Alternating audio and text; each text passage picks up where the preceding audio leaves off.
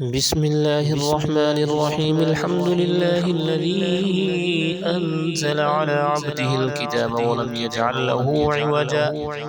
قيما لينذر بأسا شديدا من لدنه ويبشر المؤمنين الذين يعملون الصالحات أن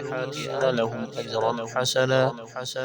ماكثين فيه أبدا وينذر الذين قالوا اتخذ الله ولدا ما لهم به من علم ولا لآبائهم كبرت كلمة تخرج من أفواههم إن يقولون إلا كذبا فلعلك باخع نفسك على آثارهم إن لم يؤمنوا بهذا الحديث أسفا إنا جعلنا ما على الأرض زينة لها لنبلوهم أيهم أحسن عملا وإنا لجاعلون ما عليها صعيدا جرزا أم حسبت أن أصحاب الكهف والرقيم كانوا من آياتنا عجبا إذ أوى الفتية إلى الكهف فقالوا ربنا آتنا من لدنك رحمة وهيئ لنا من أمرنا رشدا فضربنا على آذانهم في الكهف سنين عددا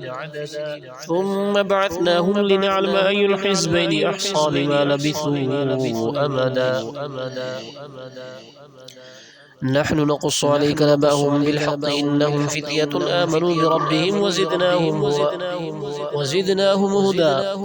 وربطنا على قلوبهم إذ قاموا فقالوا ربنا رب السماوات والأرض لن ندعو من دونه إلها لقد قلنا إذا شططا هؤلاء قوم اتخذوا من دونه آلهة لولا يأتون عليهم بسلطان بين فمن أظلم ممن افترى على الله كذبا وإذ اعتزلتموهم وما يعبدون إلا الله فإنه إلى الكهف ينشر لكم ربكم من رحمته ويهيئ لكم من أمركم مرفقا وترى الشمس إذا طلعت تزاور عن كهفهم ذات اليمين وإذا غربت تقرضهم ذات الشمال وهم في فجوة منه ذلك من آيات الله من يهد الله فهو المهتد ومن يضلل فلن تجد له وليا مرشدا وتحسبهم أيقاظا وهم رقود ونقلبهم ذات اليمين وذات الشمال وكلبهم باسط ذراعيه بالوصيد لئن اطلعت عليهم لوليت منهم فرارا ولملئت منهم رعبا وكذلك بعثناهم ليتساءلوا بينهم قال قائل منهم كم لبثتم قالوا لبثنا يوما أو بعض يوم قالوا ربكم أعلم بما لبثتم فابعثوا أحدكم بورقكم هذه إلى المدينة فلينظر أيها أزكى طعاما فليأتكم برزق منه وليتلطف ولا يشعرن بكم أحدا إنهم إن يظهروا عليكم يرجموكم أو يعيدوكم في ملتهم ولن تفلحوا إذا أبدا وكذلك أعثرنا عليهم ليعلموا أن وعد الله حق وأن الساعة لا ريب فيها إذ يتنازعون بينهم أمرهم فقالوا بنوا عليهم بنيانا ربهم أعلم بهم قال الذين غلبوا على أمرهم لنتخذن عليهم مسجدا سيقولون ثلاثة رابعهم كلبهم ويقولون خمسة سادسهم كلبهم رجما بالغيب ويقولون سبعة وثامنهم كلبهم قل ربي أعلم بعدتهم ما يعلمهم منا قليل فلا تمار فيهم إلا مراء ظاهرا ولا تستفت فيهم منهم أحدا ولا تقولن لشيء إني فاعل ذلك غدا إلا أن يشاء الله واذكر ربك إذا نسيت وقل عسى أن يهديني ربي لأقرب من هذا رشدا ولبثوا في كهفهم 300 سنين وازدادوا 9 قل الله أعلم بما لبثوا له غيب السماوات والأرض أبصر به وأسمع ما لهم من دونه من ولي ولا يشرك في حكمه أحدا واتل ما أوحي إليك من كتاب ربك لا مبدل لكلماته ولن تجد من دونه ملتحدا واصبر واصبر نفسك مع الذين يدعون ربهم بالغداة والعشي يريدون وجهه ولا تعد عيناك عنهم تريد زينة الحياة الدنيا ولا تطع من أغفلنا قلبه عن ذكرنا واتبع هواه وكان أمره فرطا. وقل الحق من ربكم فمن شاء فليؤمن ومن شاء فليكفر إنا أعتدنا للظالمين نارا أحاط بهم سرادقها وإن يستغيثوا يغاثوا بماء كالمهل يشوي الوجوه بئس الشراب وساءت مرتفقا. إن الذين آمنوا وعملوا الصالحات إنا لا نضيع أجر من أحسن عملا أولئك لهم جنات عدن تجري من تحتهم الأنهار يحلون فيها من أساور من ذهب ويلبسون ثيابا خضرا من سندس واستبرق متكئين فيها على الأرائك نعم الثواب وحسنت مرتفقا. واضرب لهم مثل الرجلين جعلنا لأحدهما جنتين من أعناب وحففناهما بنخل وجعلنا بينهما زرعا كلتا الجنتين آتت أكلها ولم تظلم منه شيئا وفجرنا خلالهما نهرا وكان له ثمر فقال لصاحبه وهو يحاوره أنا أكثر منك مالا وأعز نفرا ودخل جنته وهو ظالم لنفسه قال ما أظن أن تبيد هذه أبدا وما أظن الساعة قائمة ولئن رددت إلى ربي لأجدن خيرا منها منقلبا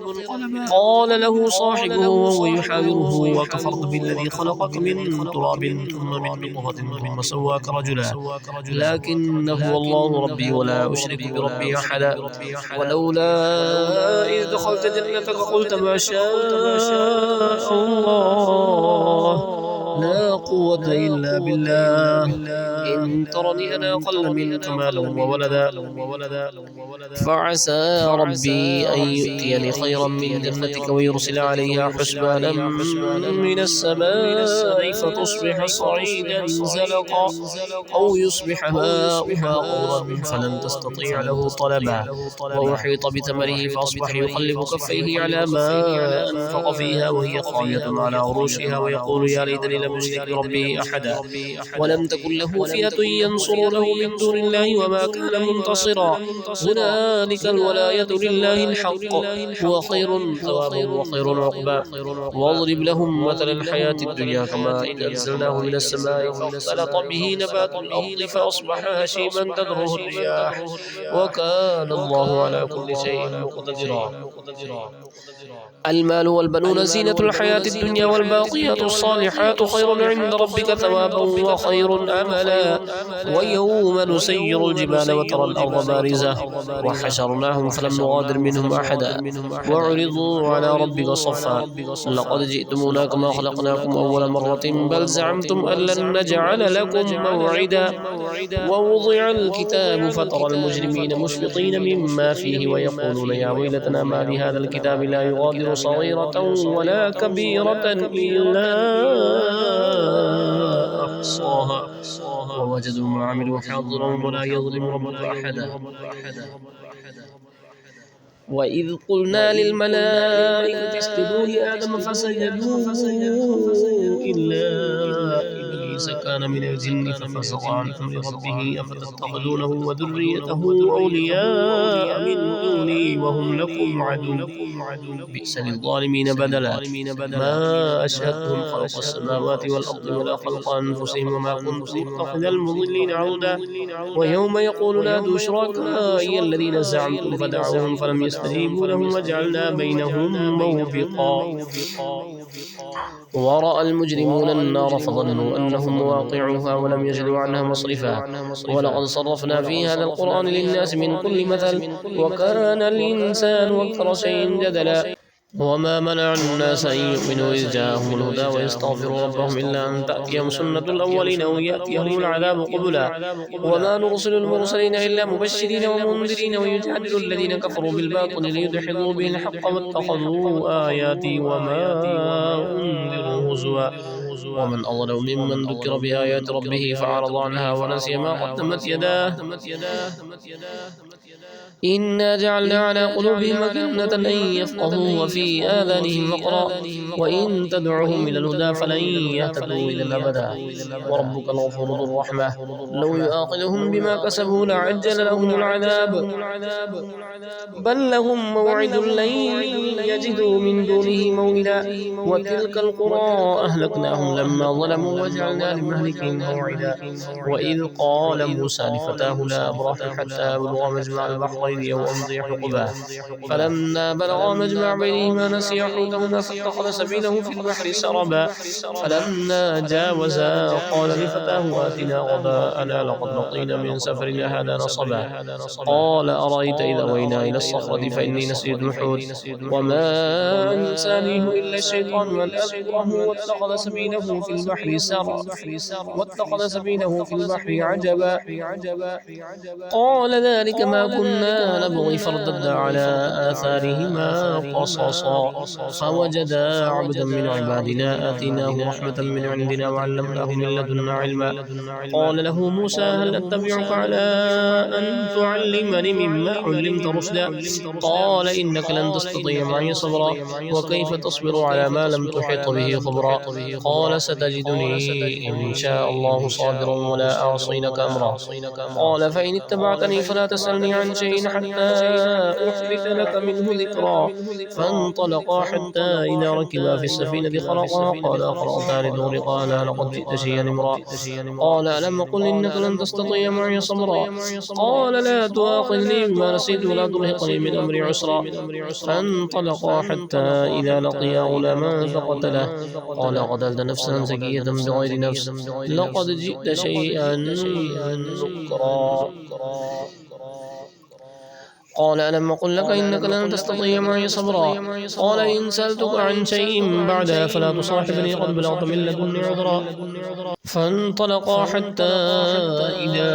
أتيا أهل قرية استطعما أهلها فأبوا أن يضيفوهما فوجدا فيها جدارا يريد أن ينقض فأقامه قال لو شئت لاتخذت عليه أجرا قال هذا فراق بيني وبينك سأنبئك بتأويل ما لم تستطيع عليه صبرا أما السفينة فكانت لمساكن يعملون في البحر فأردت أن أعيبها وكان وراءهم ملك يأخذ كل سفينة غصبا وأما الغلام فكان أبواه مؤمنين فخشينا أن يرهقهما طغيانا وكفرا فأردنا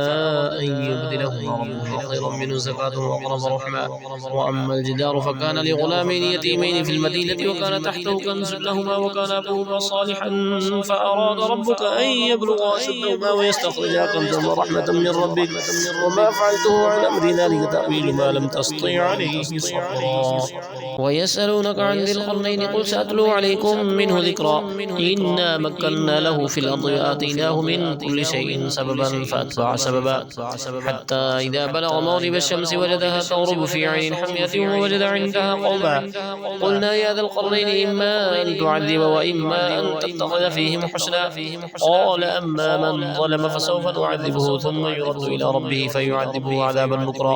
وأما من آمن وعمل صالحا فله جزاء الحسنى وسنقول له من أمرنا يسرا ثم أتبع سببا حتى إذا بلغ مطلع الشمس وجدها تطلع على قوم لم نجعل لهم من دونها سترا كذلك وقد أحطنا بما لديه خبرا ثم أتبع سببا حتى إذا بلغ بين السدين وجد من دونهما قوما لا يكادون يفقهون قولا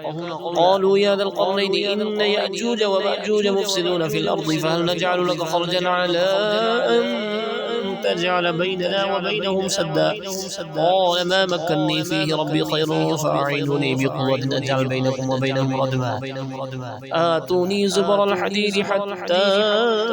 إذا ساوى بين الصدفين قال انفخوا حتى إذا جعله نارا قال آتوني أفرغ عليه قطرا فما استطاعوا أن يظهروه وما استطاعوا له نقبا قال هذا رحمة من ربي فإذا جاء وعد ربي جعله دكاء وكان وعد ربي حقا وتركنا بعضهم يومين يموج في بعض ونفخ في الصور فجمعناهم جمعا وعرضنا جهنم يومئذ للكافرين عرضا الذين كانت أعينهم في غطاء غافلين عن ذكري وكانوا لا يستطيعون سمعا أفحسب الذين كفروا أن يتخذوا عبادي من دوني أولياء إنا أعتدنا جهنم للكافرين نزلا قل هل ننبئكم بالأخسرين أعمالا الذين ضل سعيهم في الحياة الدنيا وهم يحسبون أنهم يحسنون صنعا أولئك الذين كفروا بآيات ربهم ولقائه فحبطت أعمالهم فلا نقيم لهم يوم القيامة وزنا ذلك جزاؤهم جهنم بما كفروا واتخذوا آياتي ورسلي هزوا إن الذين آمنوا وعملوا الصالحات كانت لهم جنات الفردوس نزلا خالدين فيها لا يبغون عنها حولا قل لو كان البحر مدادا لكلمات ربي لنفذ البحر قبل أن تنفذ كلمات ربي ولو جئنا بمثله مددا قل إنما أنا بشر مثلكم يوحى إلي أنما إلهكم إله واحد فمن كان يرجو لقاء ربه فليعمل عملا صالحا ولا يشرك بعبادة ربه أحدا.